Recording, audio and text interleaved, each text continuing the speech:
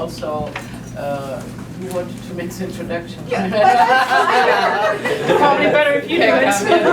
No, it was just one question in the beginning, and then you can make everything you want. Is there somebody who has already seen the film? Oh, okay, fine. But I wanted to know because it's another situation to speak to people who don't know nothing about the film, and that's thank you. So now, please. Okay. Okay. So yeah, welcome at the Goethe-Institut to our series of directors' talks during TIFF. Today we have very special guests here, and I'm really proud and honored to welcome you here back at the Goethe-Institut actually, because it's been to TIFF several times, of course, I think 6 times already, and also at the Goethe-Institut, and we are very happy that you're back. And I just want to mention that we have our 50th anniversary this year of the Goethe-Institut in Canada, yeah.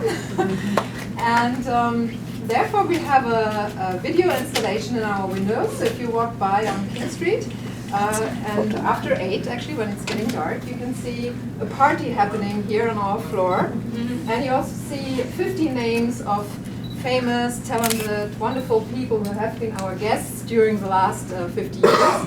And of course, the name of Margarethe von Trotta is also in our installation. So I have to stay until dark. Yes, yes, exactly. So, yes, I was very honored to be at your world premiere last night. It was wonderful. We got standing ovations. Congratulations. And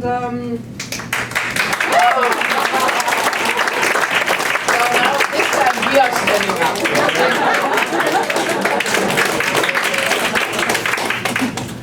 I guess that's spontaneous applause because they weren't asked to do it. we don't edit. So, I would like to thank our partners for this event. First of all, TIFF, the wonderful Toronto International Film Festival. It's my first year now with the festival, and it's getting bigger, better, and bigger, and greater every year. So it's fantastic. Thank you very much. I think nobody is actually here from TIFF. Is there somebody? No. Okay. So we also want to thank German Films. German Films is the official industry organization worldwide for German films. So and Martin Scheuring is here. So thank you very much for supporting the program. And yeah, now I would like to ask my program coordinator, Jutta Brandemühl, to actually introduce our guests. Well, I'll introduce Marc, exactly, yeah. and then Marc will rightly take over.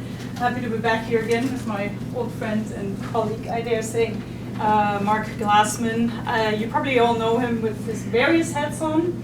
Foremost for me, film programmer and film journalist Marc Glassman, but also documentary producer, veteran bookseller, editor-in-chief of Point of View, Canada's leading independent film magazine. I'm also doing this for your sake, that you have a very quick introduction to who you'll be talking to, although we've talked about Marc before. Marc is also the editor at Montage, which is the magazine of the Directors Guild of Canada. Marc is a member of the advisory board of Cinematheque Ontario, one of the founding members of Images Festival, Ashkenaz as well. It was a program. I was an artistic director for a while. We'll stop there. We were really lucky that Marc could make it in what is always a very busy festival for him.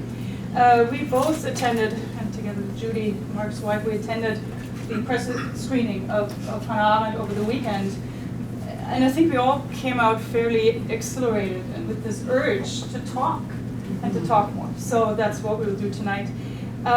2 quick announcements before I hand over. Please join us again here tomorrow at 5 p.m. for our second Goethe Director's Talk with Marc Wiese. Sound on Sight just declared his film Camp 14, Total Control Zone. I'll read this. One of the most important documentaries of our time. That was this morning. I saw the film and it is very haunting. Lastly, many of the themes that we've seen in this year's TIFF will reappear and resonate in our own film programs here at the Goethe. For example, attempts to explain the financial crisis and crisis of trust that we all find ourselves in right now. You all found, I hope, a postcard on your shares. That is an overview of our upcoming programs. We hope to see you at the TIFF Bell Lightbox where we screen and in the many initiatives that we're involved in. Just one note maybe that just like at TIFF screenings, take photos now and then hold your peace forever because it will be disturbing for such an intimate talk. Over now to Margarethe von Trotta, Pamela Katz, and Marc Glassman, of course, who will moderate for us. That's a little girl in the middle of all We'll have a Q&A after. Maybe we'll have a little Q&A. Thanks, Jutta. Can people hear me? Is this microphone? Okay, good. Now, I'm going to do it very quickly because you sort of vaguely, you said a bit about Pamela already, but just to be a little bit more formal, Pamela Katz has worked with you before on 2 other films, Rosenstrasse and The Other Woman. She's also written the script for Remembrance, another very interesting film, and worked on the television miniseries on Madeleine and Goethe-Institut, and has since written a book about Madeleine called And Speaking of Love. And your current project, Pamela, is on female suicide bombers. No. That's We tried, an old one. but yeah, that was an old. Actually, my current project is about what I call not a love story between Bertolt Brecht and Kurt Weill. Oh yeah. That's good. There was a National Film Board film once called Not a Love Story. Very different one. Yes, I know. Yeah, okay. So introducing Margarethe von Trotta it seems a bit silly because everybody here presumably knows her. Award-winning filmmaker, started out as an actress back in the 70s and became, of course, one of the major filmmakers in what was called the German New Wave. Worked at first with Volker Schlöndorff and then by herself. Made some of the most impressive films in that period, The Lost Honor of Katharina BLUM, The Second Awakening of CHRISTA KLAGES, Sisters, The Balance of Happiness, Marianne and Julianne, just Rosa Luxemburg, so many great films during this period, and continued all the way through. Surprisingly. Indomitably and brilliantly, with films like Rosenstrasse and The Other Woman, and the wonderful film about Hildegard von Bingen, and now with Hannah Arendt. So please welcome Margarethe von Trotta.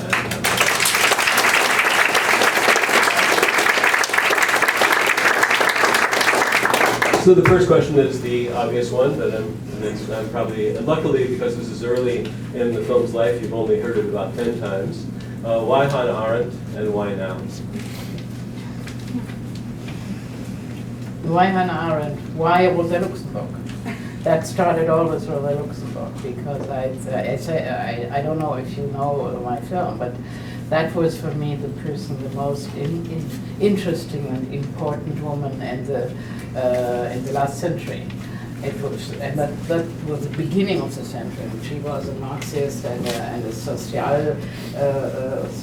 democrat, but she wanted to change the world, and she had this utopia that you could do it now, and she was murdered for that. Yeah. And for me, in a way, if you remember well the film, the last image of the film is she goes in the hotel to her death. She doesn't know yet that she will be killed, but we know it. And the carpet in the hotel is all red.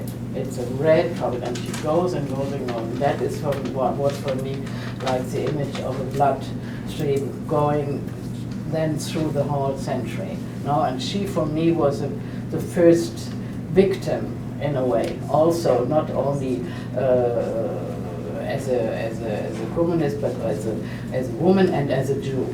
And people who killed her then became later members of the National Fascistic Party. So that was for me one who was still an utopist and was killed for her ideas and for her being. And Hannah Arendt, who was for us, I discovered her much later than Rosa Luxemburg, and she came afterwards. She came, the utopia was just gone, they were coming, Stalin on one side, Hitler in Germany. So, and her first very important book was The Origins of Totalitarianism, where she compared also the Soviet system with the fascistic system, and she was in a way the example of the 20th century exiles, right? And so many people were exiled, not only Jewish but also like her husband Heinrich Blücher. And so I don't speak now about the Holocaust because that was even more terrible, but she survived, and so she looked back. Rosa Luxemburg always looked forward, because the time will come where all our hopes will be realized. And Hannah Arendt looked back now to see what happened and how was it dark times, as he said, the dark times. So that was for me like a Klammer, how you say Klammer? Yes, of the century, no? And it was both women and both Jewish women. And both very intelligent women. Yeah. So that was for me the fascination of portraying. Was there a curious rhyming as well that Heinrich had actually been a young advocate with Rosa Luxemburg? Yes. And her mother too. The mother of Hannah Arendt was a enthusiast of Rosa Luxemburg. So, and she wrote, Hannah Arendt wrote an essay, a wonderful essay about Rosa Luxemburg. And once a student said to her, "You are for me like Rosa Luxemburg," and she was very proud about that. And when because we met still some people who knew her in New York, and one of the people is Lotte Köhler, who is in the film, the youngest one, her friend. And when we met her, she was already 90 years old, but she was very clear and very awake still, and so she told us a lot of stories and also a little bit gossip. So you need that to make also people alive, no, in a film. So and she told us that, oh, Hannah would be so happy that the same woman who played in a film Rosa Luxemburg will play her. Yes. No? So. Can you talk about the directing, because you've worked with Barbara Sokowa so many times before? She seems in some ways almost an alter ego for you. Yes, she is, and she's much more intelligent than I am. Really, she is so, she's so severe also. When I'm putting in some text or we are putting in, but also for Rosa Luxemburg, to go back to Rosa, I had some speeches about against the war, and then she always reads everything what I'm reading to get into the story. So she reads it also, and even more. And there she said, "Oh, I have another speech. I found another speech which is still better than yours," and I read it, and it was true, and we put it in the film. So in Hildegard, when you remember the scene where Hildegard is explaining how a woman and a man makes love and what happens between them as a nun, and so she dictated this to her Atlatus, no, in the convent, and she is very impressed at what, and she explained it very wittily, because with two fortresses, no, and one Turm in the middle, tower, and two fortresses around, no, and that was a speech Barbara found, no, and she said we have to put that in because it's so witty that the nun would describe it in that way, you know. So, and here it was the same, that she was so severe with us, and she said, in this sentence, what is that meaning? What is the meaning of what we have no, and whoa, to look it up again. For this film, she got a philosophy tutor. So let's start there. When she was done, as she put it to me, rereading Kant, not reading, but rereading, she felt that in order to be able to put it together with Hannah Arendt's philosophy, she read all of Origins of Totalitarianism. Sure. And like us, all of the correspondence and a lot of her work. But she had a philosophy tutor, and for the speech at the end, for those of you who've seen the film, we worked on this very, very hard for a very long time. But the absolute hardest moment was when Barbara invited me over to sit down and go over the speech. And it was, line for line, and when I, disagreed with anything, she got her tutor on the phone. And the three of us were talking about what was correct. So she made a really good point. She said, you cannot speak about these ideas if you don't fully understand them and give a performance like that. And when you see her speak, as in many films, you can see actresses talking about things they don't really deeply understand. Mm-hmm. With her, the power of the performance is coming to that understanding, and it's incredible. And when she doesn't understand the thing, she can't act. She has to understand it deeply to act it out. And in the film we had, we had a scene which it's no more in the film, but there was a scene where she reads, or her husband reads her excerpt of the New York Times, and then she said, I can't do it, I can't do it, and then it came out, and I couldn't understand it. It was so easy. Why? And then our script had misunderstood the time, and she saw that the time was already in the afternoon. And she said, I read the Times already in the morning. That can't be, no? And I didn't see that because I was so convinced that it was all right. And I couldn't understand why she became so, and in the end it was that. No, that is something, no? Now, did you read Heidegger too? Did all of you, in fact, because I would think that philosophy would have really influenced Hannah Arendt's philosophy. I mean, our answers would probably be different. My answer would be I read as much of Heidegger as I could stand. Okay. But what was actually... She read it in English, so it's much better to say German. But what was equally important is their correspondence has been published. Right. And that was very influential on the parts of the film in which he features, as well as her Laudatio, which she wrote for him on his 80th birthday. Yes. And she also wrote a lot about him in other correspondence. So that was for me equally as more important than understanding every syllable of Heidegger's philosophy, I think, was to understand her vision of him and what he meant to her and the way in which he wrote to her. And Margarethe has a lot to say also about the poetry that he wrote to her in these letters. Yes, could you talk about that? Yeah, when they came back together, you see that one scene in the film that was in the 50s, 1950, when she came back to Germany, and they were not in contact from 33 to 51 because in the middle he was a Nazi member, being a Nazi member, then he went out, and so it was only for 1 year that he was really believing that could be something he could give them also his mind, and he wanted to be the mastermind of the. He was totally crazy to believe that, but then he understood that was a mistake, and he went out. But nevertheless, he was a Nazi, and he didn't went out of the Nazi party. He retired, and he was not even more a adept or follower, but he didn't go out of the Nazi party. So that and he knew that she knew that, and she in one letter to Jaspers, she named him a criminal and a murderer.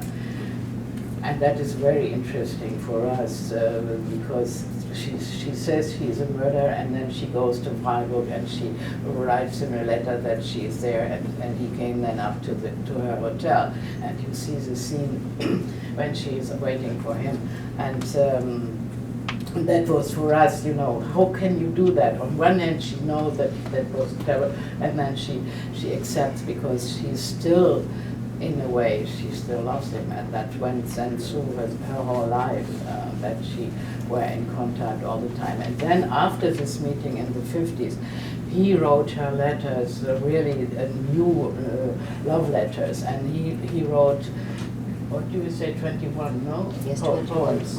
In German, and it's, or you have to read them, it's really in German, it's not bearable. For me, here will come in there, because I like poetry a lot. And for me, he was teaching Hölderlin, and I think he thought he might be like Hölderlin, and then you read this poem. So, but she liked poetry, and she liked poetry in a whole, and she couldn't see that these poems are really bad because they were. Love can be blind. But in the film, although of course you deal with the relationship with Heidegger, I don't know if it's as clear as it could be that she really rescued him. He was at that point so out, no one would hire him to do anything. And it was because she defended him that he finally got a career going, I guess. Yeah, she defended, she was one of the, it was not the only one. But she tried and helped him to publish in America, that's true. But there are a lot of also Jewish important thinkers, like Georg Steiner, for instance. They are total Gadamer, who were totally convinced that he was one of the important, or the most important thinker of the last century. So I can't follow this meaning so much, but there are really a lot of very intelligent people say that he was his teacher, her teacher, and the king of thinking for her. She was 18 when she came to Harvard to study with him. So it was right that she went on with his philosophy, not with his personal behavior perhaps, but with his philosophy. Can you talk about the scene, the 8-minute scene? You mentioned it earlier, but I mean, does she direct herself in a situation like this? No, you are the director. You are someone who must work with him, with her all the way through. To do an 8-minute scene is incredible, and it's the high point in a way of the whole drama. Can you talk about directing or with the scene with Barbara, the speech that she gives, the 8-minute speech? The end speech. Yes. Yeah.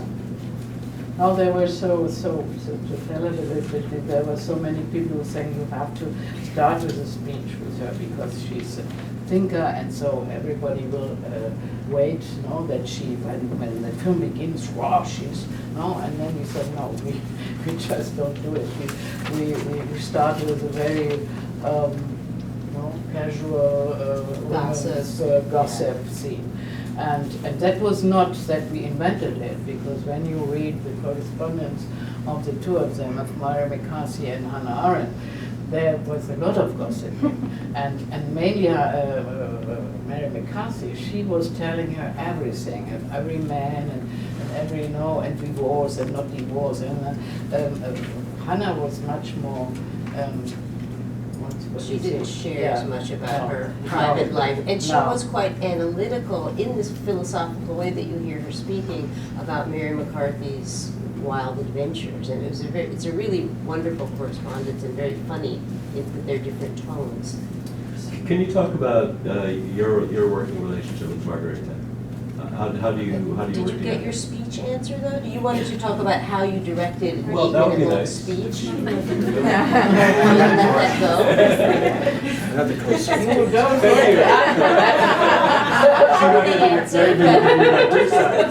This is why I wanted you. No, but so we put the speech in the end because it's a whole going through this process of seeing Eichmann, waiting for a total other man, being surprised to find not a monster and not this criminal we expected it also, and then to see this really very, very mediocre bureaucrat and how she says then men who are unable to think. So that was for her a real surprise, and I put for this black and white material in, and it was on purpose that we didn't choose an actor to do it, because an actor, you would say, oh, he's so brilliant and how he did it and so on. No, and he couldn't be as mediocre as Eichmann himself. Yeah. And with all his tics and all these things, when you see him, you get, in a way, looking at him, observing him, you come to the same conclusion as Hannah Arendt did. And so that was our project, that people can follow us and her. And then she tries to analyze, and that takes her a lot. And in the end, that is really the conclusion of her whole philosophy of that moment. Yeah. And so it had to be in the end. And I must say, that is my only proud for the film, is that I dared to put 8 minutes of speech in, that nobody else ever did in the film. Because they fear that people will not follow and will be bored. And with Barbara, you are not bored. She is so fantastic. But she is fantastic because she thought it through from the beginning, you know? Quarreling with us, she thought it through, and so you see her thinking during she's speaking. And therefore it's so interesting. No? Yes. It's not only an actor's performance. It's really a thinking performance. Yeah, it's in fact to put philosophy on, not just 8 minutes, but to actually explain a moral and philosophical position. Yeah. That's not easy to do. Oh, no.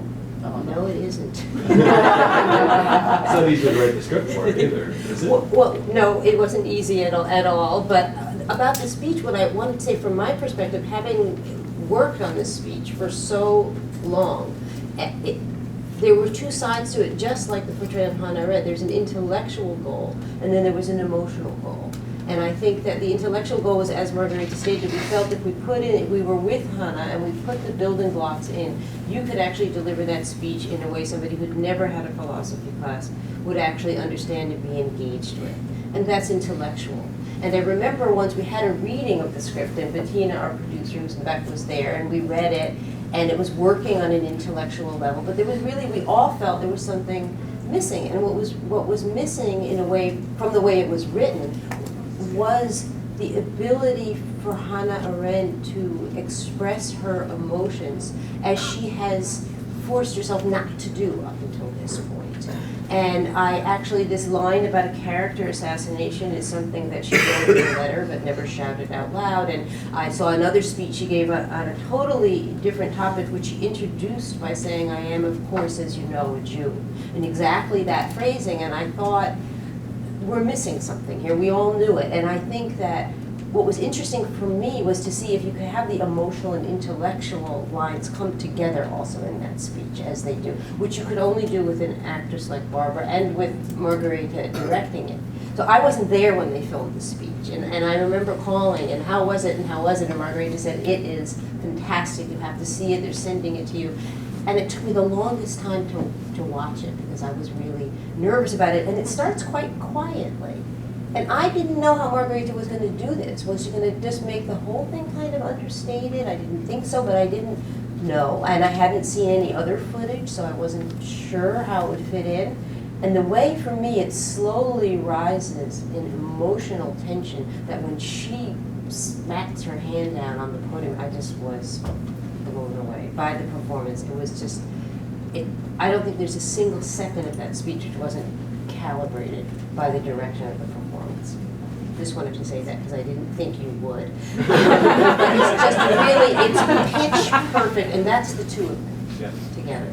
And just Just out of curiosity, how many takes? Oh, 3 times. 3 times. She could do it in one line. And only what my fault was that I had a very heavy cold in this moment. And on one moment I have to I tried to hide it, but she immediately, because she knows my voice so well, she immediately stopped and said, what is, did I something wrong? And so she had to do it again, and she did it. She was really capable to do that every time in the same with the same intelligence and with the same intensity. That was really for all of us, Bettina. Yes, She was there. was there. This was the moment where the crew filming it was crying. I mean, it was so emotional in the room with all the extras that I've never seen on any set before. They really had tears. Everybody left the scene and people were crying. It was very touching. Can you talk about your working relationship? This is now the 3rd time. How do you work together?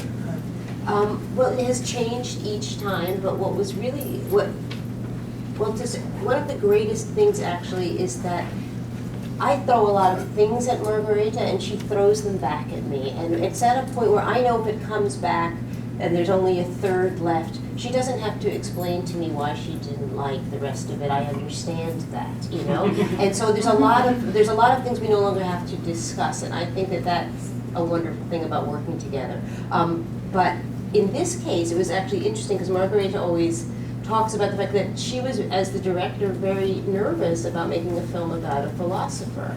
And I, being a little slower to realize how hard this would be, I say, no, it'll be great, she's wonderful, it's perfect. And she was going, but how? I said, it will be fine, we'll do it. And I think I went in with a lot of naive enthusiasm, and Margarethe went in with a lot of very sophisticated enthusiasm, because she knew before me how difficult it would be. But I think the first thing we both did is we just started reading and talking about what we were reading. There's a lot of correspondence with almost every character that you see in the movie. There's a published correspondence. There's a few things only published in German, and Margarethe read more of those than I did, and I don't know if there's anything that's only in English, probably not. But we read in I said I was reading the correspondence of each person consecutively. Margarethe likes to read sort of in time. So you said you like to read what's happening in each year and go through all the books. So that's the first thing. We're very similar that way, that we will both mine what we can. And then we both decided we wanted to meet anybody who was still alive who actually knew her personally. So Margarethe, a lot of them were in New York at this point, so we met Lotte Kühler. We met Elizabeth Young-Bruhl, who was her biographer, who had died was living in Toronto and died very, suddenly and quite young last year. That's right. Tragically. Yeah. We met Jerome Cohn, who was also one of her students and is her literary executor now. We met Laura Jonas, Hans Jonas's wife, is still. Yeah. And I think that together we gained the trust of a lot of these people, and they really shared stories and also documents with us. Laura Jonas, when we went to visit her, gave us the letter that Hans Jonas wrote, which was unpublished and unknown even to Jerome Cohn. He sent it to Hannah Arendt when he was so furious with her about the articles. And he made a scene out of that. She only wrote the letter, the scene in the end when he is attacking her and to be so arrogant. And so that was only written in a letter there, but it was a real confrontation. But you can, in the film, you have to have some, real confrontation. You can only read letters now or philosophical. But it is true that they got over that fight. Yes, after 2 years. Yeah. And it was Laura who helped bring them back together, actually. Just to throw this in, it's just an oddity. As it happens, I was a good friend of their son, Johnny and John's. Oh, and yes. so I had dinner with Hannah Arendt. So now You should have been I was just a kid. I was aware of who she was, but of course I was completely thrilled, and I didn't know what. I wish I was a bit older to have been able to ask the right questions. But when I saw the film, I thought, no, wait a minute. I'm not that old, but I could have that they could have had a fight and not talk to each other after 1962. And so then I had to go through it and figure it out that no, in fact, they got over it. No, that was Lore who said that's your oldest friend. You can't just break up. That is, and so he called her, and she said, "Come over." And then they took a tea or so together, and they never spoke again about Haika. Right. Oh, that was. So they could be friends again without this argument. I'm going to throw in just a quick aside just because I think it's so funny from a German philosopher. My friend Johnny was sitting one day watching television and eating potato chips and drinking Coca-Cola, and Hans walked in and looked at him and said, "Ach, Johnny, you're leading the life of a contented pig." That sounds just how I picture it. Can you talk more about the research, about that life that they had in New York at that time, amongst the New School people, the professors, and the people in exile? You evoke it very well, and I was wondering about the kind of research that you had to do to give it that feeling. It feels complete. Yeah, the amazing thing was for us, and I think that was what the curator told us, that also Elisabeth Jan-Brühl, when they had this tribe, they called it tribe, there were more people, friends than we could show,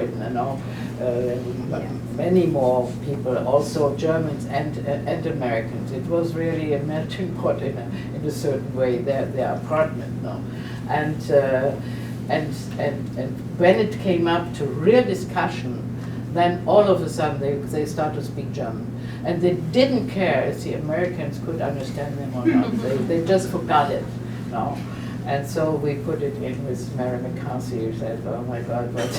No. And that I understood that, because for me it would be the same thing when I really want to say things I am having in mind.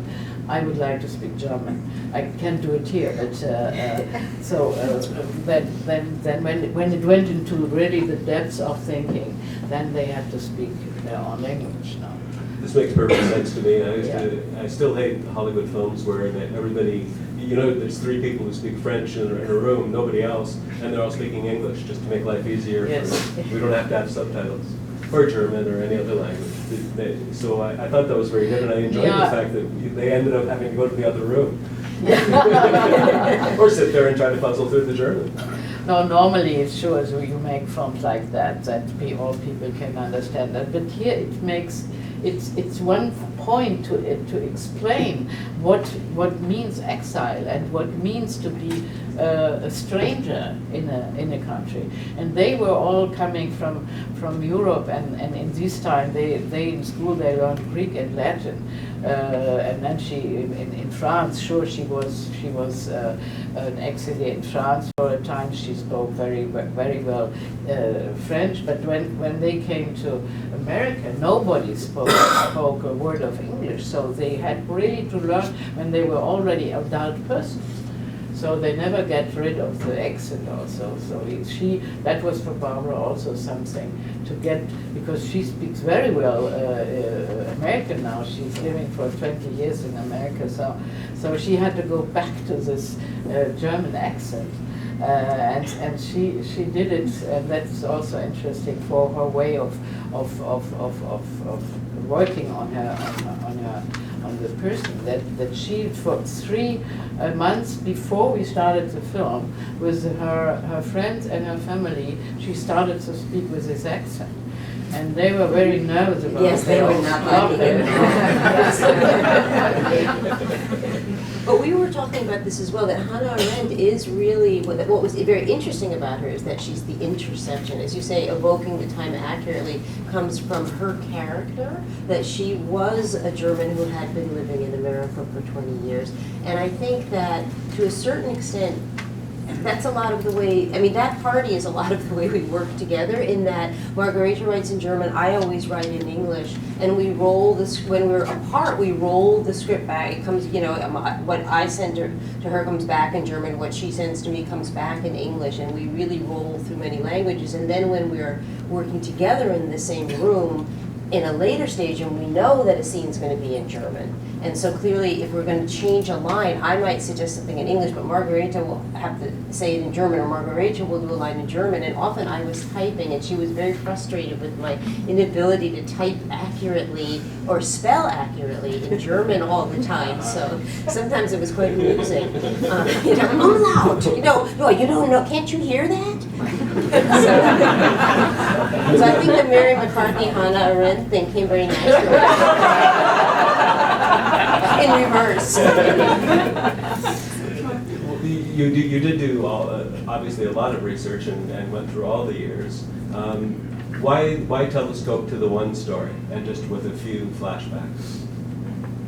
When there's a when there's a life that was so rich. Well, we did start with the whole 9 yards, as we say. I mean, we did, so we, in Gurs in France and Heidegger and coming forward to America. But it's just more or less impossible to make a really good and dramatic film like that. I think it was just a sort of an then and then and then. And I think that it's also a bit of a cop-out.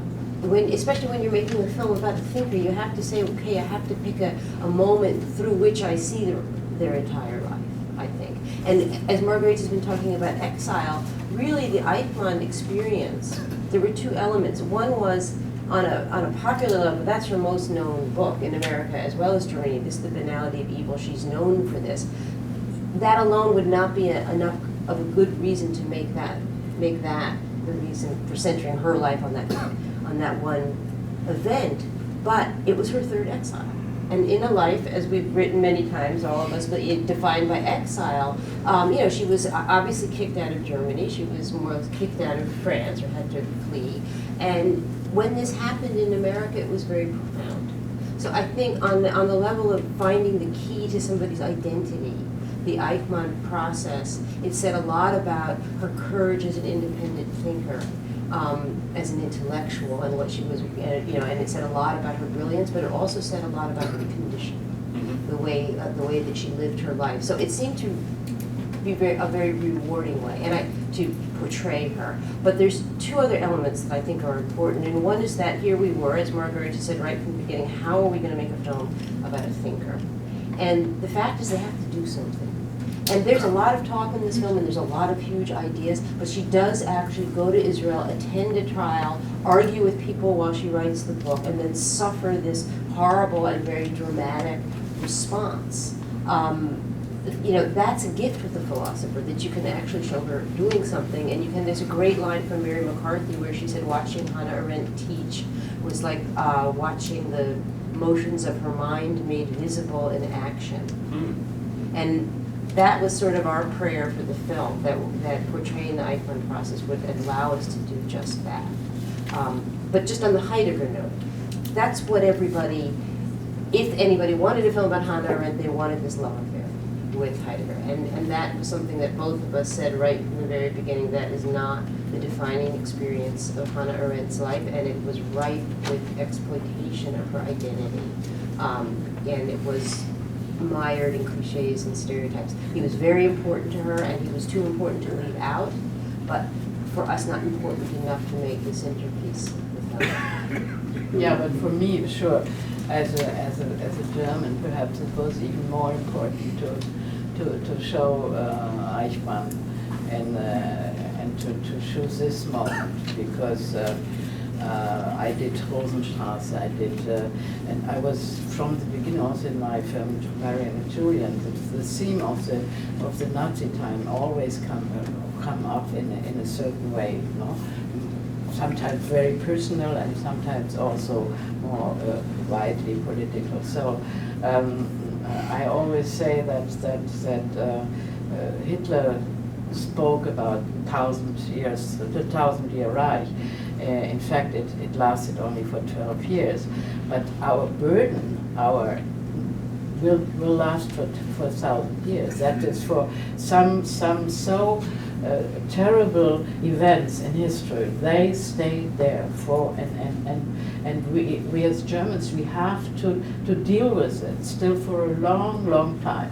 and mainly sure our generation, perhaps most than the new one. But nevertheless, it will be there. It's like with for the Inquisition. There are some moments in history. They go with in your cultural and in your DNA and so that is for me when you look at Eichmann, you have a whole portrait, not only of the woman we portray, but all of a sudden you have a portrait of this man too. And there's a Nazi and there's a Jew and there's a thinking woman and there's a non-thinking man. So it's all a discourse about thinking, but you see a man who is unable to think. No? How difficult was it to dramatize the various ways that Hannah Arendt was a Jew? The things that she had to deal with, the idea that people were attacking her as being self-hating because she was able to analyze the situation clearly, but in a way that seemed to be against, for some people, a Jewish point of view, and someone who was able to, in her own way, come to terms again with Heidegger and do things that, especially for someone who was actually there at the time going through it, seemed absolutely remarkable. She's a complex individual. Oh, yes. Yeah, and that was also our purpose to show the complexity. The other day somebody told me, said to me, oh, but she was a loving person and she had sex with him. I said, you think actually that's not happening. But I think there's the scene with Kurt Blumenfeld that addresses also your question. You know, that the scene where he says, you didn't have no love for the Jewish people. And her response to that, which is taken from a famous correspondence with Gershom Scholem that we use as dialogue in that scene, and I think when she says, "How can I love the Jews?" and she added in her letter, "I am Jewish, and I can love only my friends. I don't love, as we have it in the subtitles, a people, but it's a folk. I don't love," and I think that really defines her way of being in the world. That, and again, also in the speech when the student asks, "Why do you say it's a crime against humanity?" Because Jews are people, and I think. When Hans Jonas says to her, you know, you can't turn this into a philosophy lesson, and you've never accepted, you know, you still think you're a highly educated German and you don't realize that for the Germans, you know, that's not who you are. I think that conflict in her soul is very well pointed out. But I find her strong and I believe in her way of being in the world, but there are many people who don't. So I think between Hans Jonas and Kurt Blumenfeld, this conflict is brought out in a personal way, and for her it was very personal. Margarethe, can you talk about the kinds of women you've mentioned? We've talked a lot about Rosa Luxemburg, at least at the beginning, and certainly about Hannah Arendt. Can you talk about other women that, you know, obviously Hildegard von Bingen, some of them don't have to be historical characters, the ones that have appealed to you, that have made you want to dramatize them? Oh, no. Now the portraying of strong women in history are over. Yes. Now It is?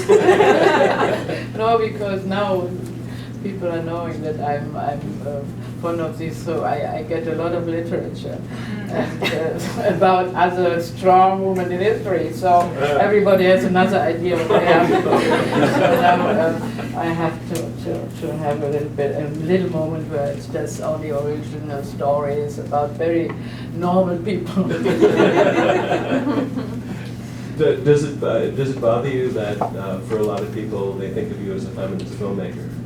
No, I am.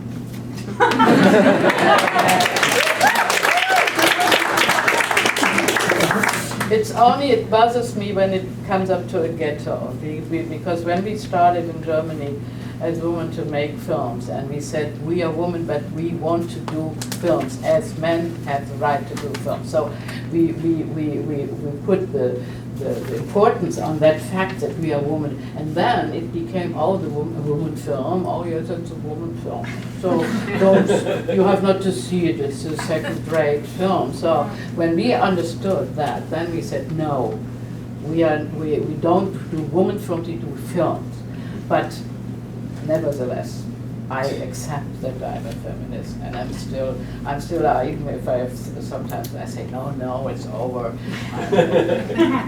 there's so many moments in my life I have still to be a feminist. So until my death, I will be. Do you reflect back on the early, the German New Wave, about the people that were your colleagues in those early days, Fassbinder and so many others, what that time was like, and what do you think that we can now take from what the German New Wave did when they broke through and created so many films back in the 70s? Yeah, but that was a very, in a way, it was a wonderful moment, but also a crucial moment, because we all started in a way after '68. So that was a period when really we understood what happened in the past, no? And for so many of us, it was a shock, because we didn't know so much about. And then when we understood what, and then we were really very angry with our parents. And so we were political minded. All of a sudden we looked at the world, we looked at politics, we looked at our politicians now. And even if everybody was an individual, and you can't compare Wenders with Herzog or Herzog with Schlöndorff or Schlöndorff with Kluge, they are all very, very individual filmmakers. But that was the basement, was this experience.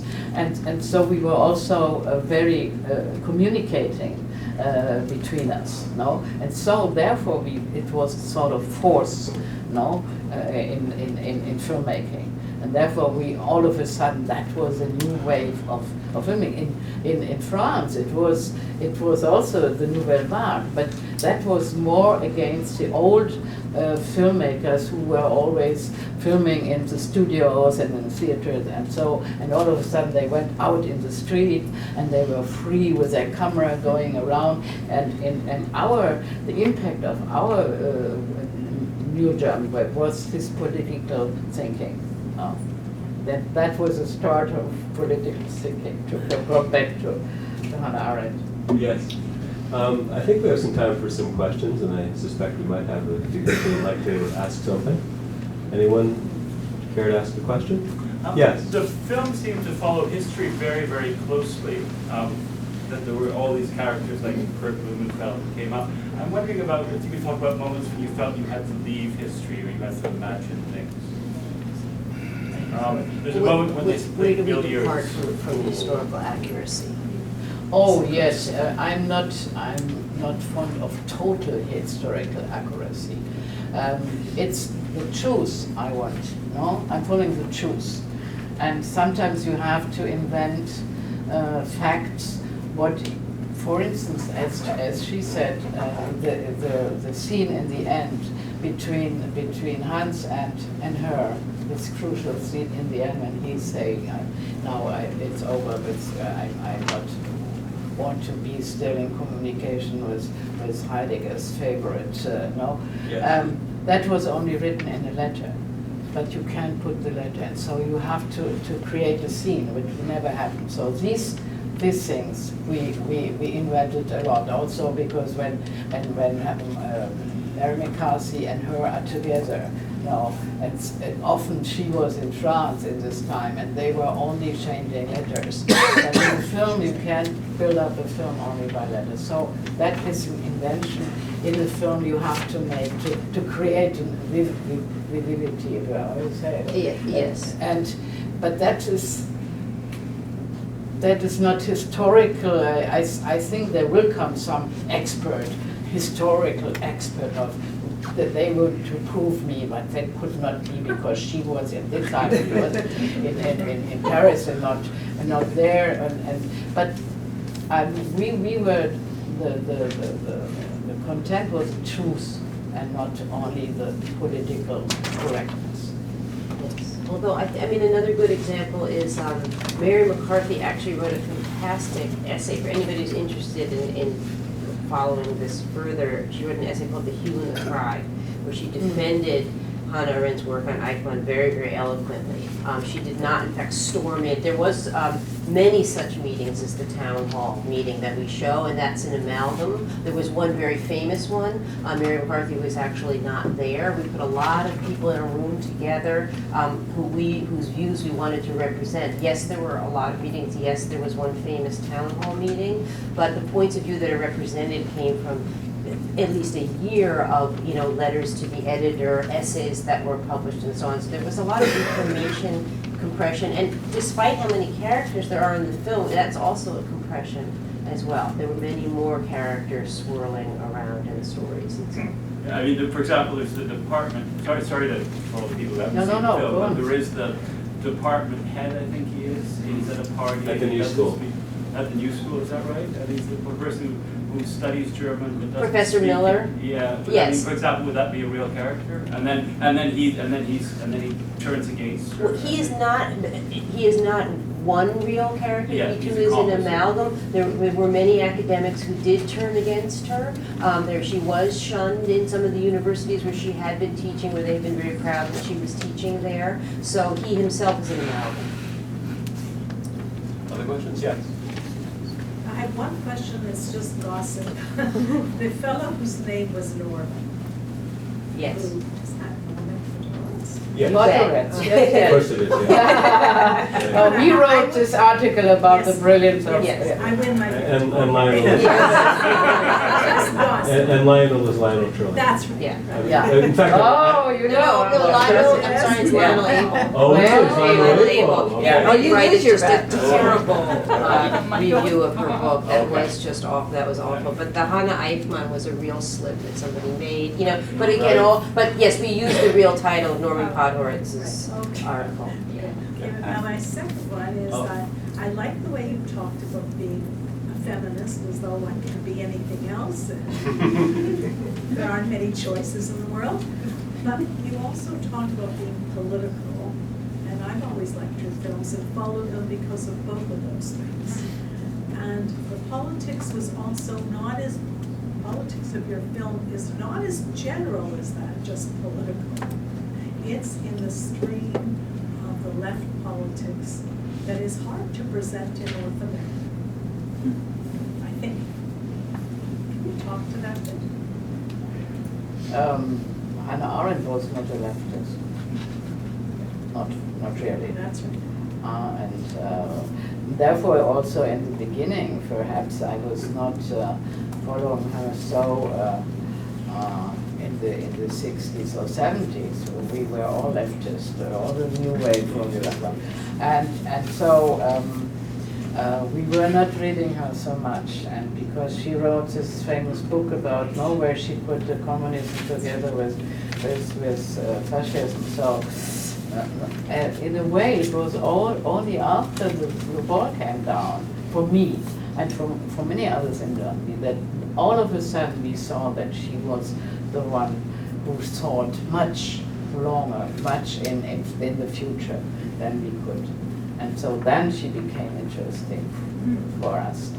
And when you say I'm a leftist, yes, I'm a leftist in the way that I'm still trying to believe that the world could be better, but it won't. When in America now it's coming up the Republicans, then I don't believe anymore in nothing. Oh, that's too difficult, not to go on believing. Yeah, it's interesting. I was kind of exercised by the choice of one trope, using the banality of evil rather than Heidegger. And you didn't do this, Margarethe, but you kind of disavowed the Heidegger-Arendt story as popular culture and kind of a cliche. And I think, let me finish and then you can correct. Yeah. You brought up 2 points, I think, that are a little different. You said that the relationship, the ambiguity of the relationship, kind of consisted of her love for the Nazi, and that's really interesting, and it's not really taken up in the film. So that's anything. I'm not criticizing you, telling you should have made another film, but it's anything but a kind of a conventional trope. It's kind of an interesting story. And then you said towards the end that the history of Germany is going to have trouble dealing with this love affair with Hitler. And then struck me that that's kind of an interesting story, that in a way Arendt's relation to Heidegger sort of stands for Germany's relation to Hitler. And they're two sort of love affairs that could be resurrected. It might be another film, you know. But I think that's what you were trying to say, at least as I heard it. And yet that was left out. That you know, and I know there's a lot of conventional gossip about that relation, but it's sort of an interesting relation, don't you think? It is, but then you have to focus on this relationship. And bring in the that wife. That would be a whole film. That would be interesting. Yeah. But on the other hand, it was so expected when you do a film about Hannah Arendt. Oh, you will do the love affair between the two of them. Oh, that was the expectation of so many people. And then we asked ourselves, was he really so important, even as a lover in her, or the man she loved in her life? Hitler She was stood 36 years with her husband, Heinrich Blücher. No? And that was a man for us who was more important for her. The other it's there, it's true, and she loved him until the end, but Heinrich Blücher was the one. So maybe you should have done the banality of love. Or maybe Think she that it's banalities of love. It's a good title. But I should add, I think it is a cliche to reduce the, or should I say to describe the life of one of the greatest thinkers of the 20th century to a love story, be it an unusual one or not. And I think that an additional part of the problem, and here comes what I would call a tragic cliche, and there was a book written about this that was very painful for all the Arendtians, where Hannah Arendt was really reduced to a Jewish girl who'd fallen in love with a Nazi as the defining relationship and experience of her life, and that was something that we felt greatly reduced her, and we did not want to reduce her to that. Yeah, if you treat Iraq that way, yeah. So you have a question? I saw yesterday the movie. The one thing which I did not understand was why the enactment during the trial. There were partially original footages and partially enactment. And I did not understand why you put an enactment of the trial. She's talking about the one scene that we Oh, the one inside scene, the yeah, courtroom, that because I wanted to show the real room, the real courtroom, where the trial happens. Then you see it only in black and white. But I wanted to put the black and white material in. That was for me the most important thing. And that I could do because she was in the press room, and in the press room there was all these monitors. No? My question goes the other way around. Yeah. Why did we do a scene in the real place at all? With the one scene that we did with the... Yeah, because I wanted to show, because then you see the courtroom always in black and white, no? And to see that it was a real courtroom and it exists still, this place is still there. Oh, I didn't know. And we shot in the real place. We just put the glass boot in again, but it's still there. Yeah, 50 years. So it's also to And to see Hannah Arendt once in the courtroom, which we placed her there in the courtroom. There's at the end of the shot is her in the audience there as a spectator, and I think you felt that was very important to once see Hannah Arendt, the actress, playing her in the actual courtroom. By the way, I was there that day, and do you remember what I felt? I was watching it. I mean, we needed more extras. I went to sit there, and I suddenly felt very, very tired. I mean, almost oppressively tired. And I found out later that everybody in the room felt that way. And Barbara said that as well. There was something incredibly oppressive in that room that was actual. And we all spoke about it afterwards. It was quite bizarre being in the real place. And I think it is great that once in the film we're in that space. So we have time for one last question. Thanks. I'm just seeing the tagline of the film there on the poster, her ideas change the world. I'd just like to get your opinions on if you really believe that. I'm a great fan of Hannah Arendt, but I don't see her as somebody whose ideas change the world. I see her somebody more as someone who documented ideas who changed the world. I don't see her as herself as changing the world with her ideas. So I'd like to get your perspective then on the model for your film. I didn't understand the word. He's- He wants to know what. No, because it was so. Yeah, long. he's saying that he believes Hannah Arendt was very important, but he's not sure that her ideas changed the world, and he was wondering why that was the tagline. She changed perhaps mine, that is all. I mean, I would answer as I answered the night of the premiere. Her ideas in the context of her work on Eichmann redefined the discussion of the Holocaust for all time. We cannot discuss one of the most tragic events of the 20th century without referencing her theories about the banality of evil and about Gedankenlosigkeit and what it takes to turn, not just to have 1 or 2 or 3 or 5 very evil people, but what it takes to institute a moral collapse over an entire continent, as she says in her speech. And in my opinion, redefining that discussion is a way of changing the world. So we may not be so far apart. I think documenting ideas like that changes the world. Well, I want to thank both of you, Pamela Katz, Margarethe von Trotta, for your time and for this wonderful film.